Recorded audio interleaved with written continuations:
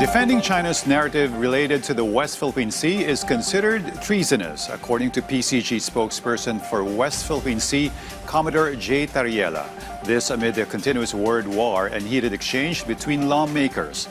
Patrick De Jesus has the full report.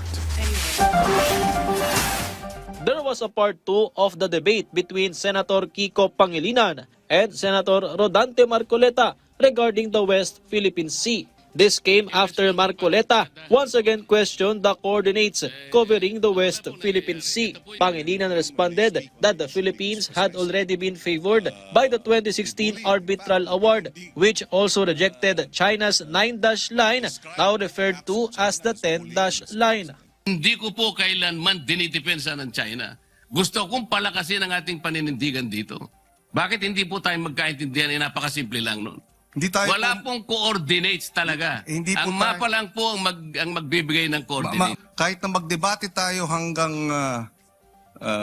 sabi ko nga, Kingdom Come, tungkol dito sa meets and bounds na ito, hindi magbabago yung arbitral ruling na sinasabing mali ang China, hindi dapat nagtatayo ng mga illegal structures ang China sa ating exclusive economic zone. So bakit tayo bumabalik dito sa debate ng meets and bounds? Para sa ano? Para pahinain natin yung naging award natin sa International Tribunal? Hindi tayo mananalo kung hindi maliwanag ang ating mga karapatan at ang ating exclusive economic zone kahit na hindi pa nade-determine ang meets and bounds. Dahil yun ang sinasabi ng UNCLOS. Meanwhile, for PCG spokesperson for the West Philippine Sea, Commodore J. Tariela, defending China's narrative may be considered treason. The official added that the scope of the Philippines' exclusive economic zone is already clear.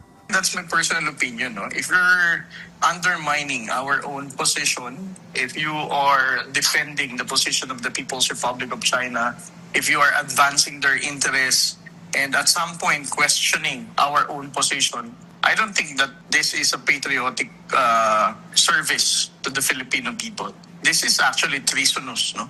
You are considered a traitor already. Secondly, meron na tayong Philippine Maritime Zones Act. This act have already established yung mga hinahanap na issues pagdating sa mga maritime zones natin. Tariela also responded to the criticism against him by the Chinese embassy over the 195 statements posted on Facebook in 2025, which they called false, as well as what they describe as attacks against the Chinese leader. Ito, kung ginawa, sinasabi nilang I publicize, smearing campaign, lies, disinformation.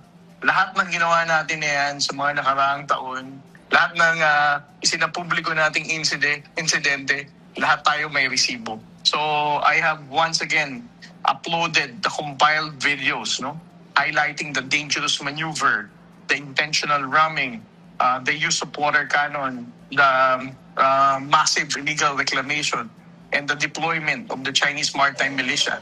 Meanwhile, amid the word war, newly installed Senate Foreign Relations Committee Chair Senator Erwin Tulfo will appeal to his fellow senators to temporarily refrain from issuing statements against China. This is also amid ongoing dialogue on the South China Sea Code of Conduct, which was explained to him by the Department of Foreign Affairs. Siguro we can just ceasefire muna, di ba? While ongoing negotiations, dialogue dyan po sa kwan. Lalo na po tinatapos yung Code of Conduct. Dati po ayaw po ng China niyan. No, we don't like any conduct or whatever arbitral ruling. Pero ngayon po, mukhang they soften according to the Secretary ng DFA na they're more amenable now to the Code of Conduct. Patrick De Jesus from the National TV Network for a new and better Philippines.